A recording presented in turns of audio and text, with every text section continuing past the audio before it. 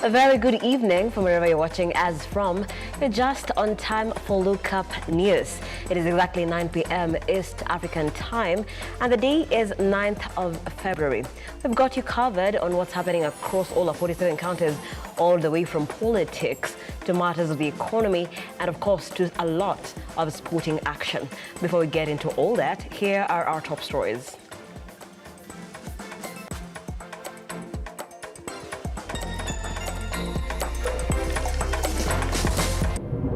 No government officer has gone to confirm what is happening. Whoever is the minister now who has stepped into Matiang'i's shoe, remember, mimi nitakunyoa. Tonight on Look Up News, government distances itself from the alleged police raid at Matiang'i's residence. So tulisikia mlipuko na tukujua ni mlipuko ya nini. Tukaanza kuulizana nini imefanyika. 4 people feared dead after gold mine collapses in Sigalagala, Kakamega County. Magohe's Requiem Mass held at the Consolata Shrine ahead of his interment on Saturday. And Jalango kicked out of Azimio retreat as Raila meets Azimio MPs.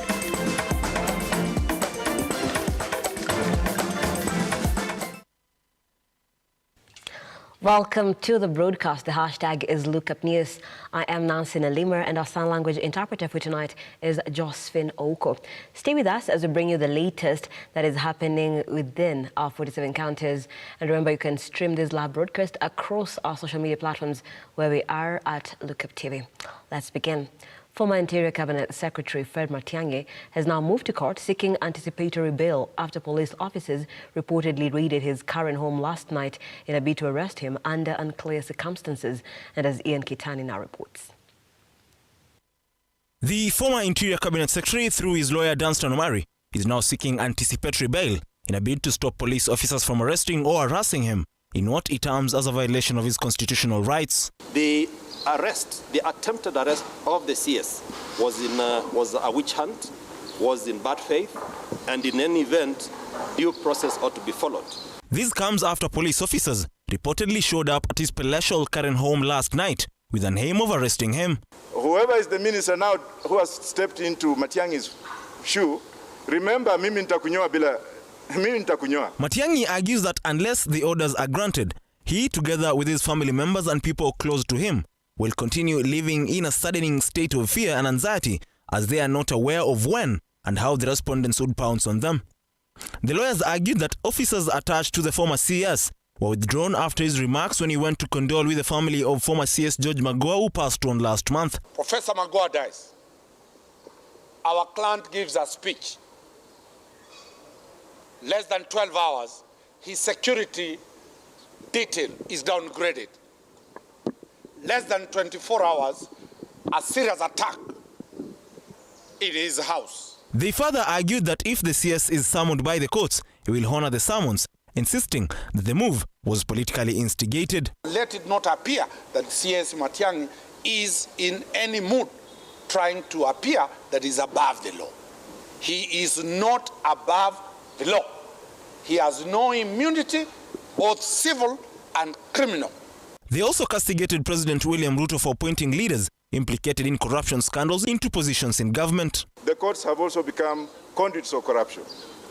The cases that have been dropped recently, trust me, if I become the president or when time comes in and I'm sworn in, I'll revive all of them. You cannot drop a case against a thief who has stolen from KRA, let me say who is a suspect, and then you appoint him to be the chairman of KRA. For God's sake, have you ever seen this kind of life before? Ian Kitani, Look Up TV. Thank you, Ian Kitani, for that detailed story. Now to the western region, at least 4 people are feared dead after a mine they were working in collapsed in Sigalagala Shinyalu constituency in Kakamega County, with a rescue operation ongoing, as Abigail Chira now reports. Dark cloud maroon miners in Migodi mines in Sigalagala area Shinyalu sub-county as their 4 colleagues succumbed to a tragic collapse of a mine they were working at. Vile watu walikuwa wameenda chini, shaft moja iliporomoka, alafu ikaforce kubomoa ile shaft juu na udongo ikakuja ikajaza chini, ikajaa kwa entry. Na watu wenye walikuwa kwa tunnel ikawagwamisha huko. So far watu wametoka na wengine 4 wangali chini, na my brother alikuwa ndani ambaye ametoka, na pia my son alikuwa ndani ametoka, lakini inaniuma kwa sababu wengi 4 wangali chini. These occurred a few hours before dawn, where their fellow miners in a neighboring mine had an explosion and ran to the scene to establish the cause of the blast. Tulisikia mlipuko na tukujua ni mlipuko ya nini. Tukaanza kuulizana nini imefanyika. Sasa baada ya lizali moja kama saa 8 kijana mmoja akakuja, akatuuliza mko sawa? Akaniita akaniambia fundi, mimi siko sawa. Huko mali nafanya kazi, shimo imepasuka na imeanguka. Nilifikiria sana kama fundi nitasaidiana aje, na mimi ndio niko site. Na niko site jirani. Nilichukua foreman wa hiyo site, tukaenda na yeye. Kufika huko kumulika kwa shimo nikapata imejaa mchanga. Imepakisha futi 15 juu peke yake. So nikajaribu kuangalia hao, tukaenda shimo nyingine jirani, tuone kama tunaweza pita huko, twende tuokoe, tukapata pia huko nako kumeanguka. Hapo sasa ndio tukaanza kutumia ujuzi na fundi mwenzangu, kuna fundi mwenye hayuko hapa sasa. Tukaanza kukata mbao, tukiripea sehemu ambazo zimepasuka, tukaanza kuzoa hiyo udongo sasa tukileta nje. The miners now are asking the county government to look into this matter and put the necessary measures to ensure they are provided with safety gear for this job. Abigail Shira for Lookup TV.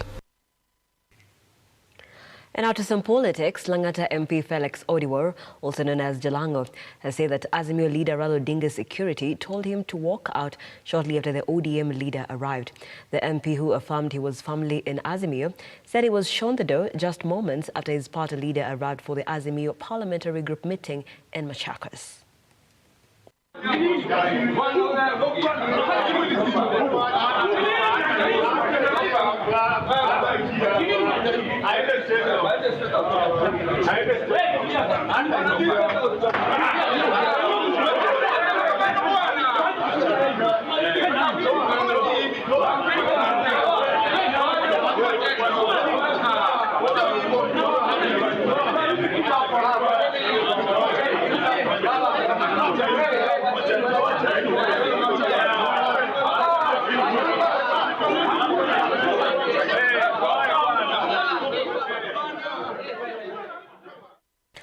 And staying in Machakos, Azimio leader Raila Odinga has claimed that leaders who went to State House to meet President William Ruto betrayed him.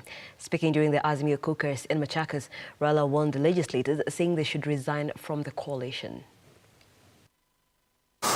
Only one day after the State House meeting that saw over 30 MPs from the Azimio coalition agree to work with President William Ruto's administration, their party leader Raila Odinga on Thursday came out gun blazing, accusing the MPs of betrayal. That is political prostitution. No basis at all. On what basis did UDM resign from Azimio to go the other side?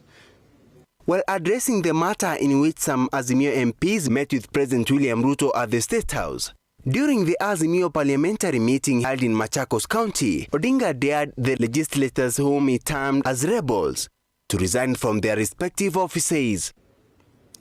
Each time a member of parliament left the party that sponsored them to parliament, they had to resign and go and seek fresh mandate. That was the rule.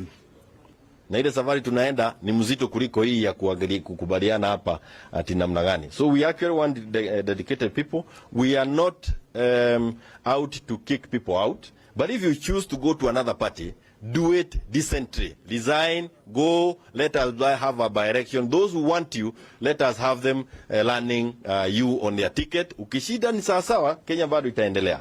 Odinga stated that the lawmakers lied when they said that they were only attending the meeting to follow up on their development pledges, stating that it is only the parliament which can approve the budget of such projects. Even before the speaker had been elected, even before members had been sworn in, What was it that was now more attractive in Kenya Kwanza than in Azimio? Merely because of political expediency. Political prostitution is something that must stand condemned by all civilized Kenyans. Imagine the state of mind Poor Jalango is in. Because Kibra now is his hostile ground. You know, you are supposed to enjoy your tour of duty as an MP for your constituency. The Azimio politicians also accuse the government of intimidating and arresting leaders allied to the coalition. We have been targeted. You've heard about what happened to my brother Matiang'i last night, and Baba, we must really thank you for being there for him. In fact, I want, after we finish, I want you to know my house in case it happens to me also, please. Because I'm told there's a list. Those of us who are ministers in Uhuru's government, who are close to Uhuru, they are not just targeting Uhuru, they are targeting us as well. Shedrack Areria, Look Up TV. Thank you. Back here in Nairobi, the widow of the late Professor George Magohe, Odudu Barbara Magohe, and the son Michael Magohe have eulogized the late professor as one who prioritized his family and gave unconditional love. The family, which says it will miss Magohe, holds he was a man who had a firm stand on critical issues and valued truth, efficiency, and constructive criticism as his guiding principles. Our reporter Henry Tende now brings us the story of the late Professor George Magohe as told through the eyes of his family. My mom had a vision in 1980 that George Albert Omore Magohe was destined to be a great man, and that he needed me and she had to allow me to get married to him. It is a journey down the memory lane for the widow of the late Professor George Magohe, Odudu Barbara Magohe, of their 40-year marriage, as she tells how love grew between the two of them while pursuing higher education in Nigeria. But she gave my husband two conditions. The first one was that I had to finish my undergraduate studies. The second one was that if he married her daughter, he had to marry her too. And he asked me, what was that about? I said, it meant from now on, I've transferred responsibilities to you. You take care of my mom, you bury my mom if she goes before you. Barbara Magohe goes ahead to shower praises to her late husband, stating that he unconditionally supported, respected and loved her at all times throughout their marriage. Everything of his, he did in medical precision. You take history, which is the problem, you investigate, make a diagnosis, and make a decision. The son, Michael Magohe, was not left behind. He eulogized his father as one who was full of joy, full of life, yet very firm in his decisions.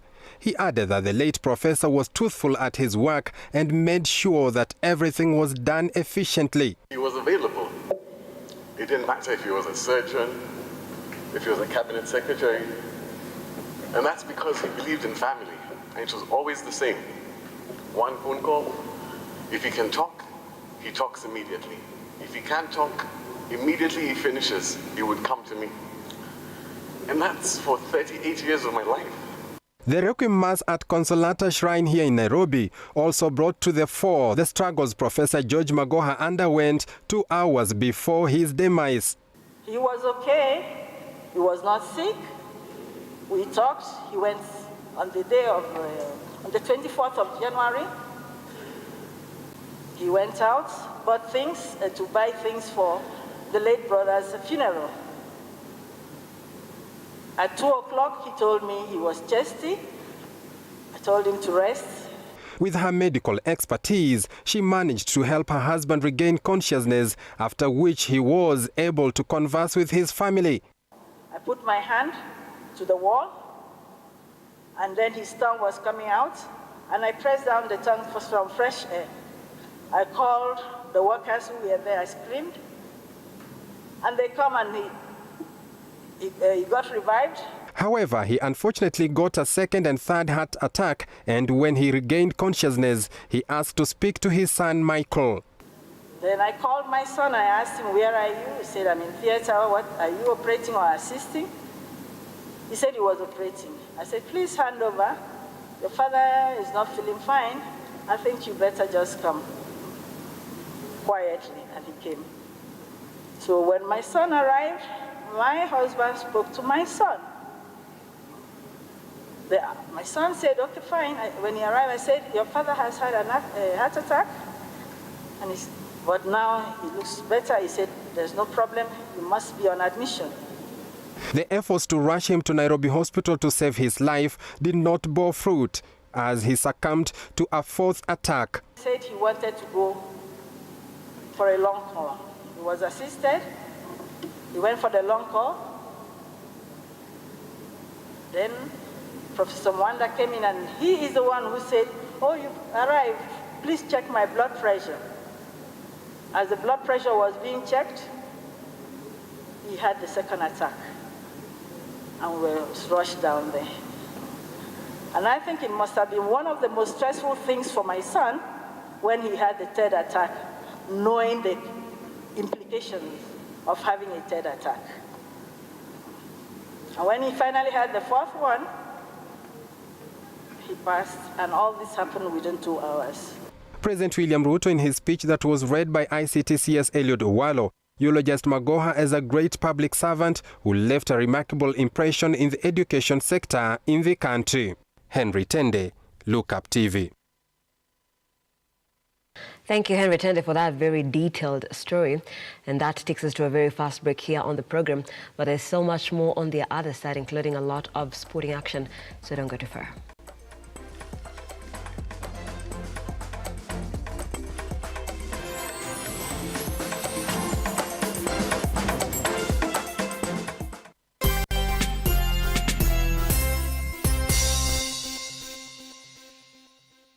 Vera Beauty and Fashion College is focused on being the leading technical and vocational training institute in the region. Our team possesses in-depth knowledge and extensive experience in the industry, offering thorough training in cosmetology, hairdressing, interior design, creative arts, training of trainers, nail technology, and fashion design. With branches in Nairobi, Thika, Meru, Eldoret, and now in Mombasa, our courses ensure that learners are completely equipped with knowledge, competency, and employability skills. Enroll today to be a part of a center of excellence.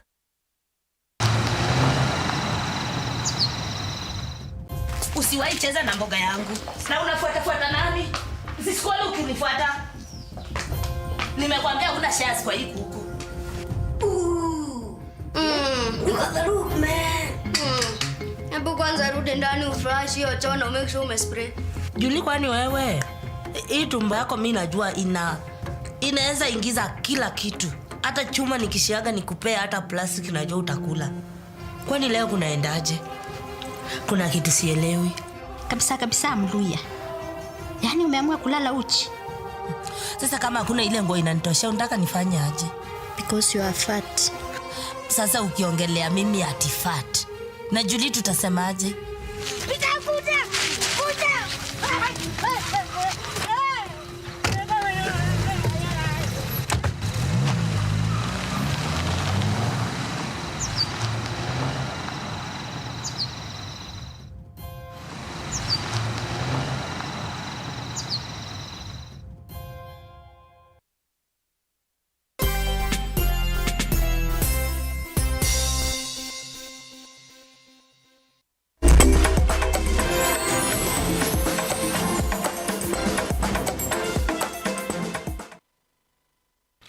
And welcome back. Thank you so much for staying with Look Up TV. The hashtag is Look Up News. I'm Nelima. The sign language interpreter is Josephine Oko.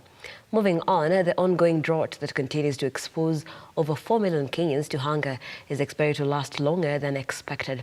The number is predicted to go a notch higher, up to 6 million, after the committee reported field produce in the ASL regions by 65% due to failed rains. The private sector-led Drought Mitigate Committee outlined this year's plans to address the devastating situation, as well as applications of long-term measures as they continue to call on Kenyans to support the process through financial contributions. The drought situation remains critical in 22 of the 23 ASAL counties due to the late onset and poor performance of the much-anticipated October to December 2022 short rains, coupled with 4 previous consecutive failed rainfall seasons. According to the National Drought Management Committee, the current dry season will reverse, or rather the current dry season will reverse the gains from the short rains that we saw last year. Currently, 9 arid and semi-arid ASAL counties, namely Kilifi, Mandera, Marsabit, Samburu, Turkana, Wajir, Isiolo, Kitui and Kajiado are in the alarm drought phase, while 13 counties are in alert drought phase. This includes Garissa, Lamu, Narok, Tana River, Makueni, Tharaka Nithi, Baringo, Laikipia, Meru, Taita Taveta, West Pokot, Nyeri and Kwale. Only Embu County is currently classified in normal drought phase. Taita Taveta, Kwale, Garissa and Tana River improved from alarm to alert phase due to light showers received during the last week of December. The drought situation in Baringo and West Pokot counties deteriorated from normal to alert drought phase. We've so far raised just over 650 million. We also have a plan to ensure that we hit 1 billion Kenya shillings before the end of February, and this will be used for various initiatives, including distribution of food, money transfer. High rates of children at risk of malnutrition were noted in Marsabit, Mandera, Garissa, Baringo and Isiolo counties, attributed to the continued decrease in milk production and consumption at household level, as well as poor dietary diversity, poor child feeding practices, and reduced food intake at household levels. Almost 940,000 children are suffering from acute malnutrition, whilst about 130,000 lactating mothers are facing malnutrition. And we are aware that 2.5 million livestock have died during the ongoing drought. Analysis of the December 2022 rainfall indicates that several parts of the ASAL experienced depressed rainfall. The same month recorded alarming deterioration in vegetation conditions across ASAL counties. The number of Kenyans most affected could rise to 6 million if no proper mitigation measures are embraced as the drought situation spreads to pockets of non-ASAL counties. We'll be partnering with the Kenya Defence Forces on a number of areas of a technical nature in terms of supporting our work, and the start of that will be supporting us to rehabilitate and repair boreholes that are out of repair at the moment. We are targeting 192 boreholes to begin with across the 30 counties that will benefit 1.7 million Kenyans. The National Steering Committee has continued in the efforts to mitigate the drought situation in the country that continues to ravage ASAL regions, with more than 4.3 million Kenyans experiencing the adverse effects. The committee has called on Kenyans to contribute towards the exercise. Cecilia Lubanga, Lookup TV at KICC, Nairobi. Thank you, Lubanga, for that story. Now to the corridors of justice. Former Nairobi Governor Mike Sonko now believes he will get justice at the East African Court of Justice after 5 judges who were set to hear his appeal set for March was named yesterday. Ian Keitani now reports. Just a day after the East African Court of Justice constituted a 5-judge bench to hear Mike Sonko's appeal, the former Nairobi governor now believes justice will prevail at the Arusha-based court, arguing that his removal from office was politically instigated. This was a case that had over 14 lawyers with over 50,000 pages. A case with 14 lawyers being concluded within 24 hours and an interim judgment given. So that was politics. We are not given right to fair hearing. That is against Article 50 of our Constitution. The flamboyant former Nairobi governor claimed that former President Uhuru Kenyatta bribed some senators with 4 million shillings to vote against him during the hearing of the impeachment at the Senate chambers. When I was impeached, we saw some senators also, they spoke in Senate that they were bribed by the former president. It was given 4 million to vote against me. And then also, you even had the president himself, the former president was on record saying, I'm the one who instigated that impeachment of that friend of mine. Sonko further lauded the recommendations of the tribunal investigating Justice Said Chitembwe, insisting that the truth had finally come out. The tribunal found the judge, that's Justice Chitembwe, guilty of all, I think, some of the accusations which are there. So mine is just to thank God. At least we are seeing justice in Anza Kukuja. He spoke at the Milimani Law Courts in Nairobi, where he appeared for the hearing against tycoon Mike Minor in the Marble Arc land saga, which Sonko claims is public land that was grabbed by the businessman. Moving on, PS Kelo Harmasa has already spoken in a press conference giving the fertilizer distribution update and subsidy program on fertilizers in the country. Gladys Masharia tells us more. High cost of fertilizers has been a major problem to farmers, thus limiting the ability to fully utilize land and rate maximum profits. The Agriculture PS Kelo Hasama has assured farmers that the government has taken a bold step in ensuring that there is affordable fertilizer to farmers. According to the PS, the fertilizer subsidy program is aimed to reduce the cost of production and increase outputs to 300,000 metric tons. But we have registered that 1,431 farmers have already picked their fertilizers, and some of them have started using them. And this is across the counties I'm going to read to you, where fertilizers have already been obtained. These counties are Narok, Nakuru, Migori, Uasin Gishu, Trans Nzoia, West Pokot, Nandi, Kericho, Bomet, Kakamega, Bungoma, and Elgeyo Marakwet. Fertilizers are already available in stores in this county.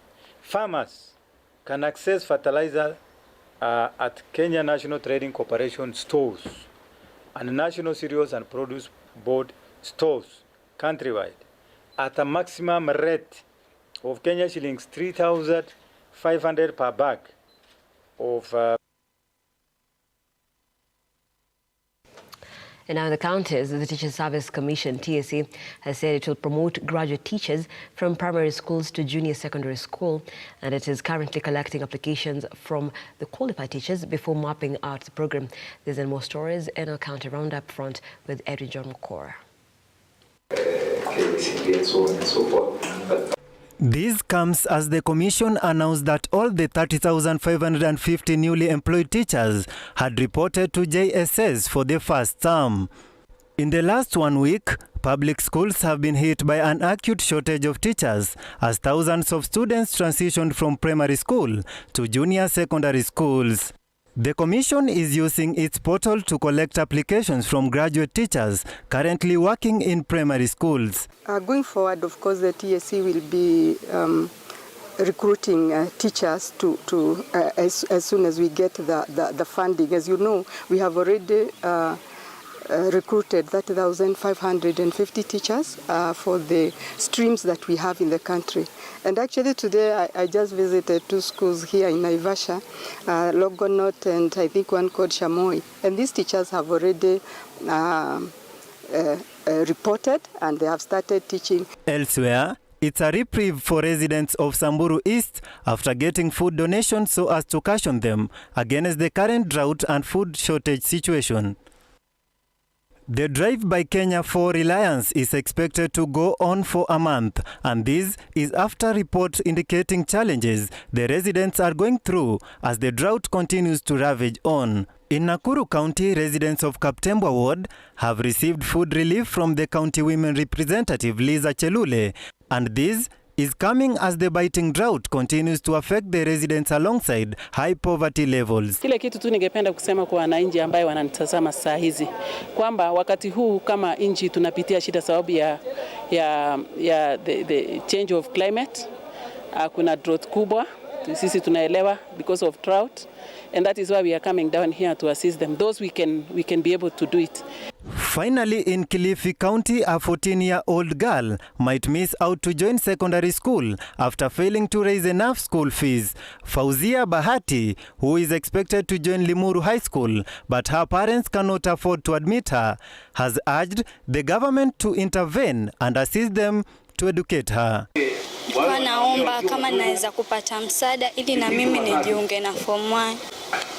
Hapo nyumbani kwa familia yetu, wale mimi ni watatu na hao wakubwa zangu wawili, mimi ndio ni kama nilipita vizuri na hao wengine wawili hawajaenda shule. Sasa mimi ninahofia kwamba pia mimi naweza kuwa sitaenda shule. Innocent Ogaro, Look Up TV.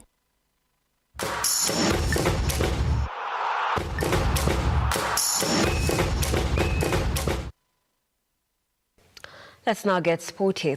Kakamega Homeboys has sacked their head coach John Baraka a few days after Western Side Club lost 1-0 to Coast Side Bandari FC at Baraka Sports Club.